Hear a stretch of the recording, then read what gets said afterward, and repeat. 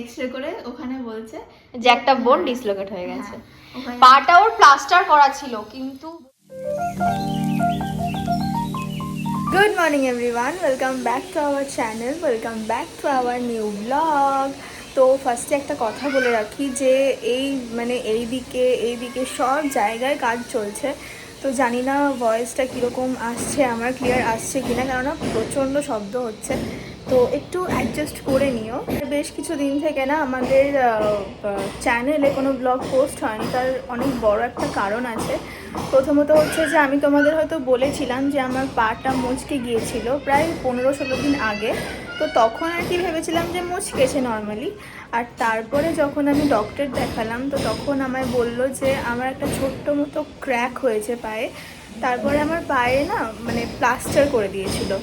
তো এতটাই খারাপ সিচুয়েশন ছিল যে কোনো ব্লগ করতেই পারিনি, কোথাও বেরোতেও পারিনি। আর ওই প্লাস্টারটা না করার পর থেকেই পায়ের মধ্যে বড্ড ইরিটেশন হচ্ছিল, জ্বালা করছিল।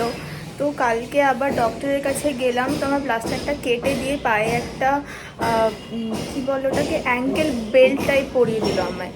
তো দেখাবো তোমাদের পরে। তো এই কদিন এইগুলোই চলছিল, তো একদম ব্লগ বা ভিডিও কিচ্ছু করতে পারিনি। তো চলো এখন থেকে আজকে ব্লগটা স্টার্ট করি, আর কি করছি কি না করছি সবটাই শেয়ার করব। আর দিদি তো এখন নেই, অফিসে আছে, আসুক তারপরে ওর সঙ্গে দেখা হচ্ছে। গুড আফটারনুন, এখন মোটামুটি 2:30 বেজে গেছে আর আমাদের লাঞ্চ ফাঞ্চ সব হয়ে গেছে। আমি এবার রেডি হয়ে আবার সেন্টারের জন্য বেরোবো। তো আজকে হচ্ছে আমাদের ওপরের ঘরটা ঝাড়াঝাড়ি করা হয়েছে। জিনিসপত্র পেছনে দেখতে পাচ্ছ কিভাবে পড়ে আছে। এগুলো সব সন্ধেবেলা অফিস থেকে ফিরে তারপর গোছাবো, সেই দায়িত্বটা আমার ওপরেই পড়েছে। এই যে এগুলো সব এখানে এভাবে রাখা আছে আর এইগুলো সমস্ত খালি। তো এগুলো সব গোছাবো, এখন নয়, এখন বেরোবো রেডি হয়ে, তারপর সন্ধেবেলা ফিরে এগুলো সব গোছাবো। তোর পাটা দেখিয়েছিস? ওর পাটা দেখাচ্ছি, দাঁড়াও। দেখি তো শিল্পী পায়ে কি আমি কিছু করিনি। দেখি শিল্পীর পায়ে একবার হাত দিতে দিবি না? আচ্ছা আচ্ছা, দিব না। কি করেছি আমি? ওর ব্যথাতে হাত দিচ্ছ যে? ছাট করে দিব, কিছু করব না। কিছু বৃষ্টি হয়েছে, ওর ব্যথাতে হাত ও হাত তুলছে আবার, দেখো কেমন। না আমি কিছু করিনি, যা কি করতো আমাকে ডাকলে ওরে খুব আসপত্তা। তো আমি দিদিকে মারি, দিদির হাতে মারি, দিদির পায়ে মারি।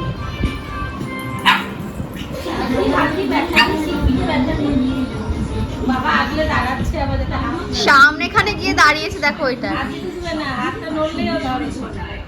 তুই বল যে কি হয়েছিল মেন ঘটনাটা। ব্যাপারটা হচ্ছে যে আজ থেকে প্রায় 15-16 দিন আগে আমি কোকোর সাথে খেলছিলাম। এবার খেলতে খেলতে আমার পাটা এমনি মুচকে গেছিলো।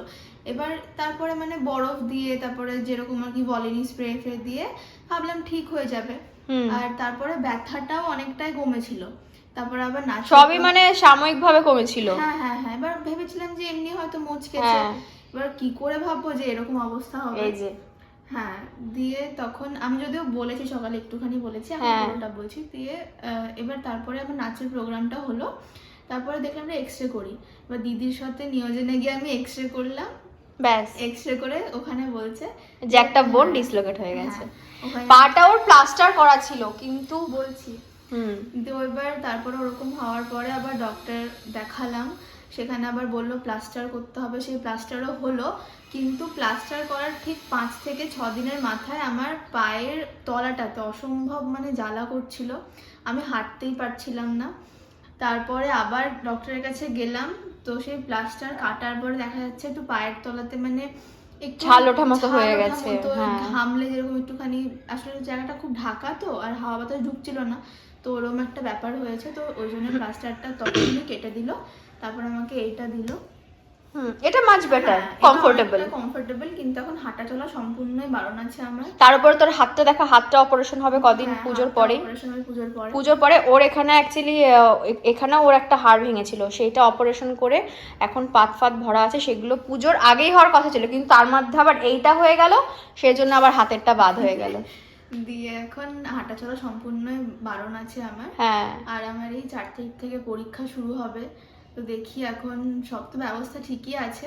হ্যাঁ, গাড়ি ভাড়া করা হয়েছে, চলে যাবে, অসুবিধা নেই। তো এই এখন চলছে, যেজন্য এখন ব্লগও রেগুলার ভাবে আসছে না। হ্যাঁ, আর পুজোর কেনাকাটা সব অনলাইনে হচ্ছে। হ্যাঁ, অনেক প্ল্যান করেছিলাম, কিন্তু সেগুলো এখন হচ্ছে না, কি করা যাবে। কলকাতা যাওয়ার কথা ছিল। হ্যাঁ, পজিটিভলি নিতে হবে, এখন যাবো, পুজোতে যাওয়ার কথা। আমরা প্রত্যেকে, আমি, মা, শিল্পী, আমরা সবাই অনলাইনে মোটামুটি কেনাকাটা করছি। তখন অনলাইনে করছি।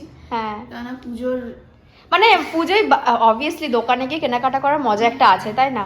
কিন্তু এখন পরিস্থিতি এমনই হয়ে গেছে, আমরা কেউই দোকানে যাচ্ছি না, মানে সব আমরা বাড়িতে বসেই কিনি।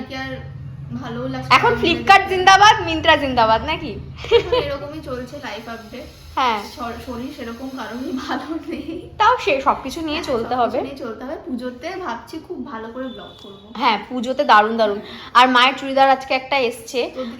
আর হ্যাঁ, দাঁড়াও, তো হয়ে গেল মোটামুটি 2রা অক্টোবর, আজকে গান্ধীজির জন্মদিন, তো একটা বিশেষ দিন। আর পুজো আর কদিন, এই মাসের 20 তারিখ থেকেই পুজো শুরু হয়ে যাবে, মানে আর জাস্ট কয়েকটা দিন, 20 দিন মতো বাকি আছে পুজো। তো এখন সেই জন্য সব ঝাড়াঝাড়ির কাজ শুরু হয়ে গেছে, দেখতে পাচ্ছ সব দেওয়াল ফেয়াল সব, এই যে সব গোছানো সেটিং হয়ে গেলে আমি আরেকবার তোমাদেরকে দেখিয়ে দেবো।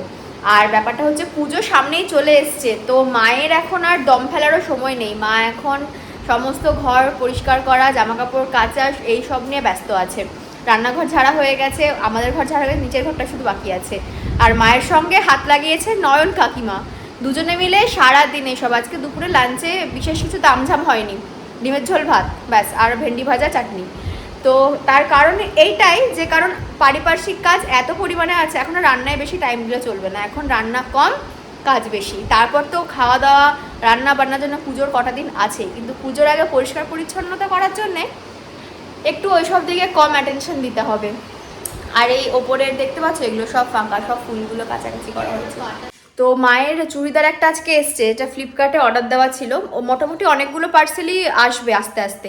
তো সবগুলো এলে পরে সবগুলো নিয়ে একটা হল বানাবো, তোমরা দেখতে পাবে, একটা একটা করে দেখাবো না, সবগুলো যখন আসবে, ওর আসবে, আমার আসবে, মায়ের সবগুলো যখন চলে আসবে, সবগুলো নিয়ে বসে একদিন তোমাদেরকে দেখাবো যে কী কী কিনলাম না কিনলাম। আপাতত আমি রেডি হয়ে নিই। আজকের ওয়েদারটা একবার দেখো, দেখতে পাচ্ছ কি হারে মেঘ করে আছে, এবং মানে ইলশেগুড়ি বৃষ্টি যেটা বলে সেটা অলরেডি শুরু হয়ে গেছে। এখন সারাদিন কি হয় সেটাই দেখার। কদিন থেকে বৃষ্টিটা হচ্ছে, মানে ছাড়ছেই না বলতে গেলে, আর সঙ্গে এরকম ওয়েদার। যাই হোক, আমার তো এরকম ওয়েদার খুব ভালোই লাগে, তো এখনও আমার বেশ ভালোই লাগছে। তোমাদের আর কার কার এরকম মেঘলা ওয়েদার ভালো লাগে আমাকে জানিও। গুড মর্নিং, কেমন আছো তোমরা সবাই? কালকের ব্লগটা আর কন্টিনিউ করা হয়নি, তারপরে মানে দুপুরের পর আমি বেরিয়ে গিয়েছিলাম। আর শিল্পীর এখন পরীক্ষা শুরু হয়েছে, তো ও কোনোভাবে আর সময় পাচ্ছে না, তো সেই জন্য ব্লগটার কন্টিনিউও করা হয়নি। তো ভাবলাম যে আজকে শুক্রবার, আর আমি এখন মোটামুটি একটু রেডি হয়েছি, পুরোপুরি হয়নি, এখনও হাতে সময় আছে, এখন বাজে সকাল 8টা। তো আমি বেরোবো, তার আগে ভাবলাম যে কালকের ইনকমপ্লিট ব্লগটা আজকে সকালে কমপ্লিট করে দিই। তো সেই জন্য একটু ছাদেও এসছি, আর ছাদের ওয়েদারটা তো তোমরা দেখলে, মানে এইরকম ওয়েদারে আমার শুধু বাড়িতে বসে থাকতে ইচ্ছে করে, কিন্তু আজকে আমার অফ ডে নয়, তো বাড়িতে বসে থাকা যাবে না, আমাকে বেরোতেই হবে। আর রাস্তায় যেতে যেতে যেটুকু মানে এই ওয়েদারের মজা নেওয়া সেটুকু নিতে হবে, সেই জন্য ভাবলাম টুক করে একটু ছাদে চলে আসি, একটুখানি দেখে নিই ওয়েদার কীরকম। আর আমাদের এখানে বৃষ্টিটা মনে হচ্ছে আজকে থেকে একটু কমবে, কারণ মেঘ করে থাকলেও না, রোদ ওঠার আগে যে একটা আভাস সেটা হালকা দেখা দিয়েছে, মানে বলছি না বিশাল কিছু, হালকা। তো দেখা যাক আজকে সারাদিন কি কি হয়। আর তো যাই হোক, আমি এখন বেরোবো, শিল্পীর এক্সাম কি হচ্ছে না হচ্ছে সেই সংক্রান্ত বিষয়ে তোমাদেরকে জানাবো, ও পরীক্ষা দিয়ে আসবে তারপর। তাহলে আজকের ব্লগটা, মানে যেটা কাল থেকে চলছে, সেটা এখানেই এন্ড করছি। দেখা হচ্ছে খুব তাড়াতাড়ি নেক্সট ভিডিওতে, ততক্ষণের জন্যে বাই বাই।